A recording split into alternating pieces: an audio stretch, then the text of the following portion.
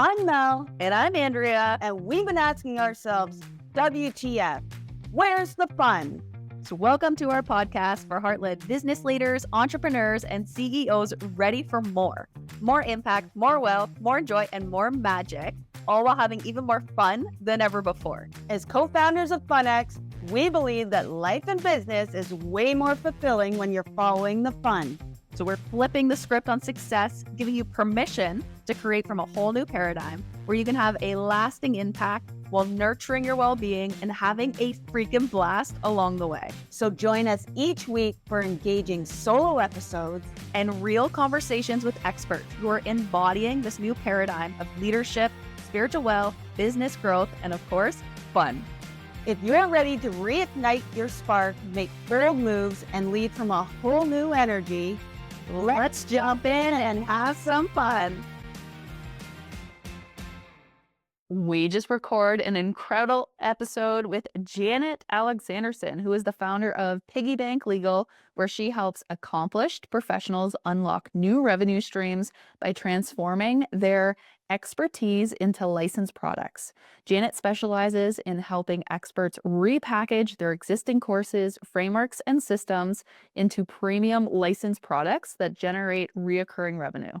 So she guides entrepreneurs through the entire licensing journey, from packaging their intellectual property, drafting their master license agreement, to negotiating profitable deals with corporations and universities and onboarding their new licenses.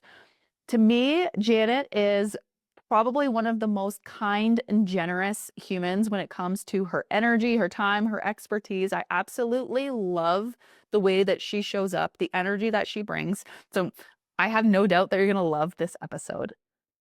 Welcome back to another episode of WTF, Where's the Fun? And this one's a fun one because usually I have Mel doing the intro, but it's me, Andrea, today.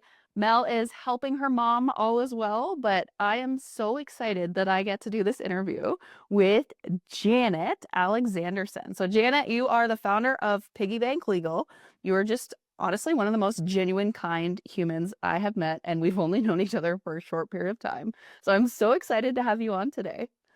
Thank you so much for having me. I'm excited about this conversation. Yes, and you're coming all the way from Sweden, right? I am. Yes, Gothenburg, Sweden.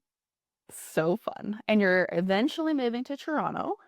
am. Works. So that's actually, I think, how we got connected. It was through several, I think, different people. We couldn't figure out who exactly it was. I think it was Stacey Millard. But we have a lot of incredible humans in common. And what I have found so fascinating, and I feel like I have so many questions, so I'll try not to let my detective interrogate you on this, but I'm just so excited to learn more.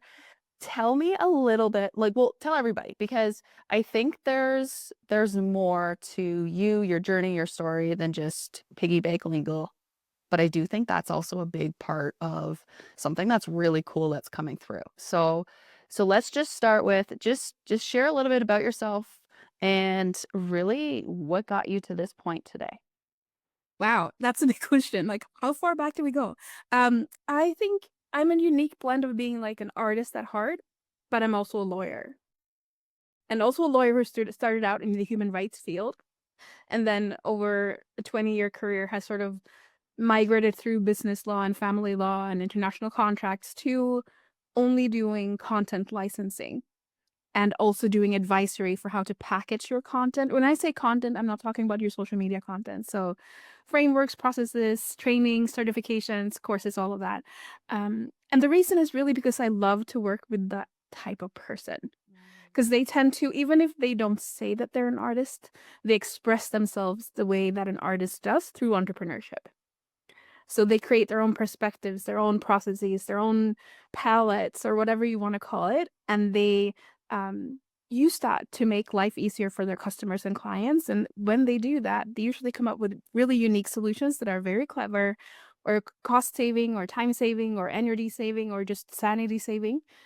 And a lot of the times, these don't really reach beyond what they do with their customers. But some of them are discovered by corporations or universities, and then they get approached to license that. And my entry was that I had clients that were approached with quite predatory contracts.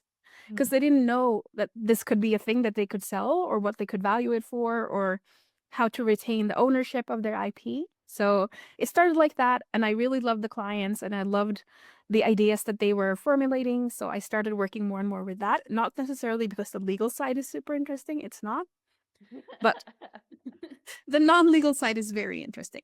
Okay, so as somebody who's creative, Yes. what then inspired you to go into law, which in theory is not very creative? Okay.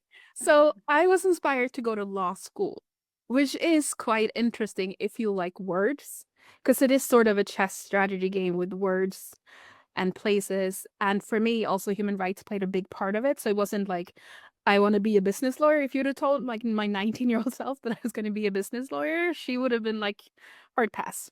Let's skip law school. So for me, I didn't really understand nuance of how different it is in theory and in practice, because in practice it's quite formulaic, but in theory there's so much to discover and kind of there's a lot of philosophy in law, which I think, to be honest, is what pulled me towards that. Yeah. I just couldn't articulate that at that age, but yeah, that's what I loved. It's I can definitely relate to that, because even my schooling, I went through policing, but like there was a path where I was like, I really was prepping for law, and then all my friends went to law, and then I even went to like I went for my master's for it, and then I did one day and I was like, nope, not for me. I loved more like I loved being active. So I'm like, I don't know how I could do this, but I can definitely see the pull towards the words and the creativity and like the possibilities of having like so many different choices there. Okay, so then you go into law, you go into human rights, and then it leads you, I'm assuming, down this path of just following more and more what lit you up. Like, how did you go down that path?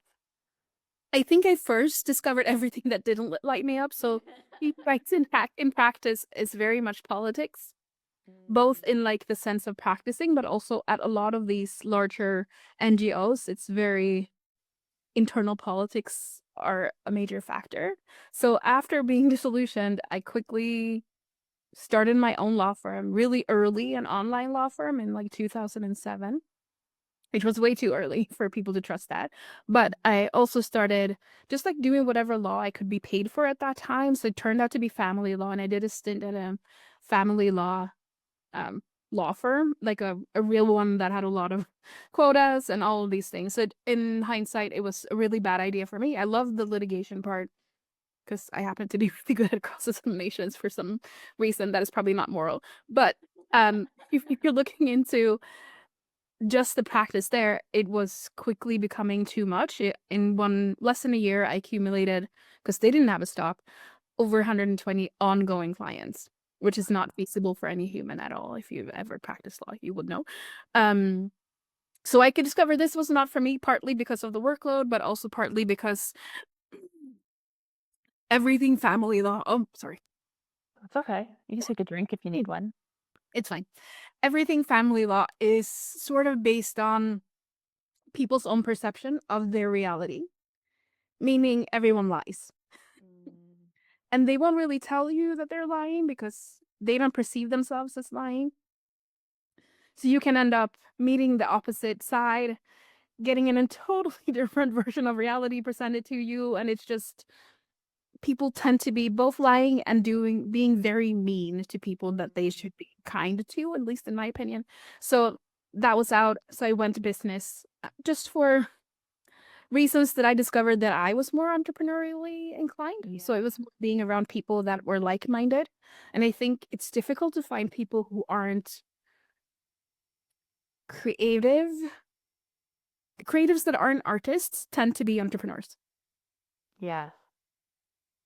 which is kind of interesting. So I think that was my epiphany, that I was meeting more and more of my people. And that was over a decade ago. So going from general formulaic, how to start a business, doing IP trademarking, I quickly found that that was very repetitive and it's the same case over and over again. So I got deeper and deeper into more partnership types contracts, and licensing is the partnership, and it's the one that I'm most excited about. So that's a bit more Yeah. Jack. Okay. This is exciting because I am so fascinated by the licensing side of things. And I don't know that I even fully grasp what Yeah. that even means, because I think people throw that word out for various different reasons. So for you, if you could just like share or break down, like just so simply, what is the licensing side of things? Yes. So I think what most people have heard about is like Disney put a logo on this, or you put Nike logo on something. That's kind of licensing. Or a music is like a music piece is licensed. But in the modern entrepreneur version of this, it is essentially renting out your intellectual property. And your intellectual property can be, it could be a book you wrote, it could be a checklist that you have that is really, really clever for your field. It can be a way for people to upskill something. So any kind of learning material or a shortcut for doing or a process for doing something is the material that you will then rent out to another business so that they can either use it to upskill their workers or themselves sell it to their customers and clients. That's kind of the easiest way to explain it. Today's episode of WTF, Where's the Fun, is sponsored by The Fun Experience, a curated mastermind for established business owners, entrepreneurs, and CEOs ready for more. More magic, more joy, more wealth, and more fun than ever before. So if you're ready for a peer-to-peer mastermind that's helping you to embody more leadership, more impact, and make bold moves, The Fun Experience is where it's at. Okay. So let's say somebody is like, they're an entrepreneur, they're a business owner, and they're like, how do I know if licensing makes sense for me and my business, or where I'm at? Like, what is there a certain time frame where people should start looking at it, a certain type of business? I think I really want to plug this idea, or not plug this idea. I want to push this for service providers. Um, Product businesses usually have a sense that, oh, I have a thing and that could be sort of packaged different ways. But for service providers, they have a scaling issue most of the time. So you come to a point where you have to decide, am I becoming an agency, or am I selling, do I need to find like a passive product? Like, how do I grow? And when you're at that point, or if you're even like, I need to scale back my time, that's a good time to think about licensing. And when it comes to what type of product, it really doesn't have to be the complex thing. Which is, so the usual thing that happens when clients come to me is that we pare it down to the for dummies version. Because now someone has to execute it without you. And you have to lower your expectation for their outcome. They will still be happy, but it cannot be the expectation that you will be able to create something that will give them the same outcome as you taking them through the process. So I have yet to speak to a service provider at any stage that didn't have anything that they could license. Maybe I haven't spoken to someone who's like fresh out or something, have never worked in the field and they don't know anything, but someone who's like pivoted to entrepreneurship, all of you have something. It's just not possible to not, because even if it's, yes, I follow the step by step of my industry, but this is what I do at each step, or even that is enough. Because you know something someone else doesn't, or there's a corporation that hasn't dialed in their SOPs or their operations in some other way that could benefit from you just giving them your playbook. Yeah, and I like that it's a playbook. So my brain's going in like a million different directions, because I feel like, and I think there's so many things that I think as entrepreneurs, especially when you're in that of either you need to scale back your time, or maybe you're in a growth mode where you actually can't be the face of what you're creating anymore, or maybe you shouldn't be, for many different reasons. And I can even think, for me, it's like there's certain things that I could probably license, and then some of the thoughts are also what you just said. Maybe I need to scale back my expectations on some things, because it's like they're probably not even realistic for me, never mind somebody else to actually implement. And so, okay, so let's say an entrepreneur is coming to you, they're starting to have these thoughts, like, what is the actual process to help somebody refine and like, do you help them along the process? Because I know you're more involved in this than just I would say like a transactional lawyer where you're like, here's the thing. Like you're very much, I think, like walking alongside Yeah. the entrepreneurs, which I think is what makes people feel safe enough to make this a transition into something that, yeah, can be not only like profitable but fun. Yeah, I think people find it difficult to figure out, and that's why I added this onto it. So I do the advisory side and we do a couple of sessions to figure out what it is. So the thing that usually happens is they come to me and they have this lengthy thing that they do, and our process helps them identify one part of that process that could be their first licensed product. Because usually it's a longer process. All of it can, but probably shouldn't be one product. So if you have a lengthier process when people do several things, not just like several or have several different artifacts produced from it, that's several products. And maybe not all of them would be relevant to someone who doesn't do exactly your thing. So which one would be most appealing? And then also in combination with that, looking at what industries this is interesting for, because it's probably not your industry. Fascinating. What do you mean by that? Tell me more. So let's say, what's the perfect use case here? Let's say you're someone who helps YouTubers make YouTube videos. You're an editor and you have a process for that. And you sell to like the sole person doing YouTube videos. But who else does video editing that needs to communicate in the same length of format or whatever? Is that somewhere where people do educational videos?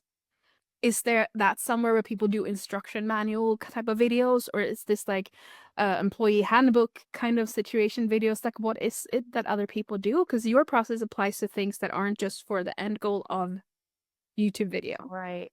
So It's if you break out the editing process more than the YouTube part, now you have a very broad product. Fascinating. Okay. So let's use, I think one example is I had actually a mentor of mine who she had basically a coaching process. Yep. She licensed it and then she basically trained her licensed people and then they go out and they do the thing.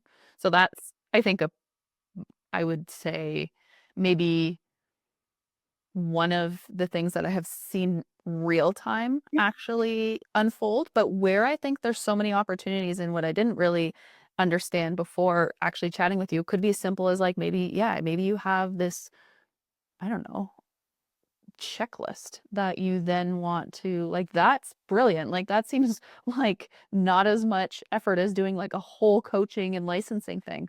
Like in fairness, I've had a lot of people recently reach out to us and be like, the next step is for you to license. But it was more under the coaching realm. And I'm like, I don't necessarily want to have like 50 coaches under me. Like that doesn't at this time feel at all fun or exciting. And I think there are ways that we could take some of our processes and actually help more people with them. But I just don't understand how to do that. So I can see a lot of people loving this idea and also at the same time being like, there's still almost like a how do I do that disconnect piece? Yeah, and I think that requires you to think about the way you do business differently. Because even then, if you,